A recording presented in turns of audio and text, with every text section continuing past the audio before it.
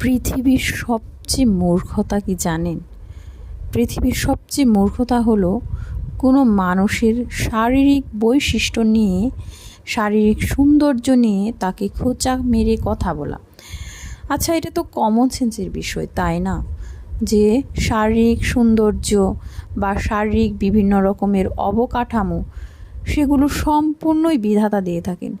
যেমন কোনো মানুষ লম্বা বা খাটো, এটা নিয়ে যখন বলা হয় তুমি কেন বেঁটে, কোনো মানুষ কালো বা ফর্সা, যখন তাকে প্রশ্ন করা হয় তুমি কেন কালো, কোনো মানুষ বুচা, কোনো মানুষ চোখে দেখতে পায় না, কোনো মানুষের চুল নেই, অথবা কোনো মানুষের শারীরিক দিকে একটু লেকিংস আছে, এই বিষয় নিয়ে যখন তাকে খোঁচা মেরে কেউ কথা বলে, তখন এর সমান মূর্খামি আর এই জগতে দ্বিতীয়টি কিছু হতে পারে না।